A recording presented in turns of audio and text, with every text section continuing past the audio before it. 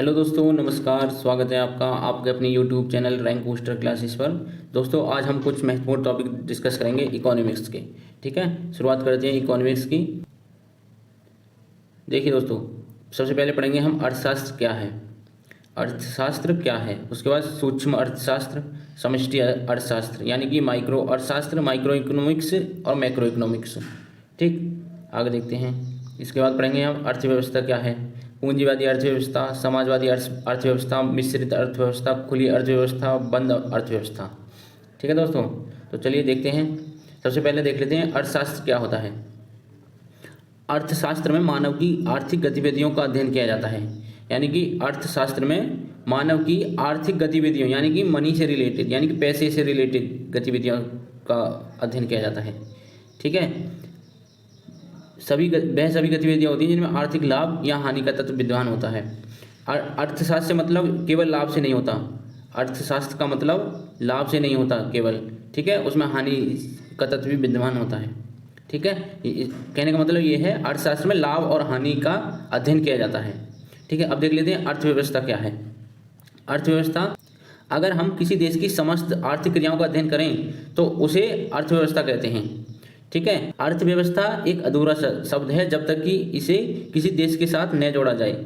जैसे कि अर्थव्यवस्था अगर कह देंगे तो यह एक अधूरा शब्द है। अगर हम इसे कह देंगे कि भारत की अर्थव्यवस्था या फिर चाइना की अर्थव्यवस्था या फिर अमेरिका की अर्थव्यवस्था, ठीक, तो यह कंप्लीट होता है। ठीक है, आगे देखते हैं। अब देख लेते हैं अर्थशास्त्र के प्रकार। अर्थशास्त्र के प्रकार, सूक्ष्म अर्थशास्त्र। सूक्ष्म अर्थशास्त्र में हम किसी छोटे क्षेत्र की अर्थव्यवस्था का अध्ययन करते हैं, जैसे परिवार, कंपनी या फिर फर्म। ठीक है, सूक्ष्म का मतलब ये छोटा होता है, यानी कि छोटे आकार की अर्थव्यवस्था। ठीक है, यानी कि एक परिवार की अर्थव्यवस्था हो सकती है, कंपनी की अर्थव्यवस्था हो सकती है या फर्म की अर्थव्यवस्था हो सकती है। दूसरा होता है समष्टि अर्थशास्त्र यानी कि मैक्रो इकोनॉमिक्स। समष्टि अर्थशास्त्र में हम किसी बड़े क्षेत्र की अर्थव्यवस्था का अध्ययन करते हैं, जैसे किसी राज्य की अर्थव्यवस्था या फिर किसी देश की अर्थव्यवस्था। पूंजीवादी अर्थव्यवस्था, पूंजीवादी अर्थव्यवस्था में वह अर्थव्यवस्था जिस पर निजी स्वामित्व का ज़्यादा अधिकार हो।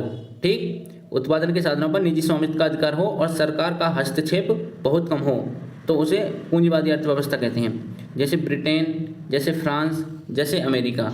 ठीक है, यह सभी पूंजीवादी अर्थव्यवस्था के उदाहरण हैं। अब आगे देख लेते हैं। अब देख लेते हैं समाजवादी अर्थव्यवस्था। ऐसी अर्थव्यवस्था जिसमें उत्पादन के साधनों पर सरकार का नियंत्रण हो और निजी स्वामित्व बहुत कम हो, यानी कि पूंजीवादी अर्थव्यवस्था का अपोजिट। ठीक है, उसमें क्या था कि निजी स्वामित्व अधिक था, इसमें सरकार का स्वामित्व अधिक है। ठीक है, जैसे चाइना की अर्थव्यवस्था है। ठीक है, सरकार का नियंत्रण ज़्यादा और प्राइवेट का कम।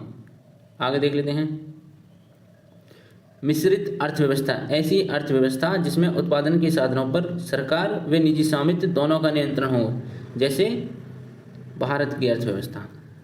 हमारे भारत की अर्थव्यवस्था कैसी है, तो हमारे भारत की अर्थव्यवस्था है मिश्रित। अब देख लेते हैं खुली अर्थव्यवस्था। ऐसी अर्थव्यवस्था जहाँ पर आयात निर्यात बड़ी मात्रा में हो, यानी कि इंपोर्ट एक्सपोर्ट ज़्यादा हो और सरकार का हस्तक्षेप बहुत कम हो। ठीक है, उसे खुली अर्थव्यवस्था कहते हैं, जैसे भारत की अर्थव्यवस्था है। भारत की अर्थव्यवस्था कैसी है, खुली, मिश्रित। ठीक, मिश्रित भी है, खुली भी है। अब देख लीजिए बंद अर्थव्यवस्था। बंद अर्थव्यवस्था में क्या है कि इंपोर्ट एक्सपोर्ट दोनों बंद होते हैं। ठीक है, जैसे कोरिया की। ऐसी अर्थव्यवस्था जहाँ पर आयात निर्यात पर सरकारी हस्तक्षेप बड़ी मात्रा में हो और आयात निर्यात बहुत ही कम हो, उसे बंद अर्थव्यवस्था कैसे हैं, जैसे उत्तर कोरिया की। ठीक है, यानी कि इंपोर्ट और एक्सपोर्ट बहुत कम हो, ना के बराबर। ठीक, उसे कहेंगे क्लोज इकोनॉमी। तो दोस्तों, वीडियो को पूरा देखने के लिए धन्यवाद, और वीडियो देखने के लिए आप हमारे चैनल को सब्सक्राइब कर सकते हैं। Thank you.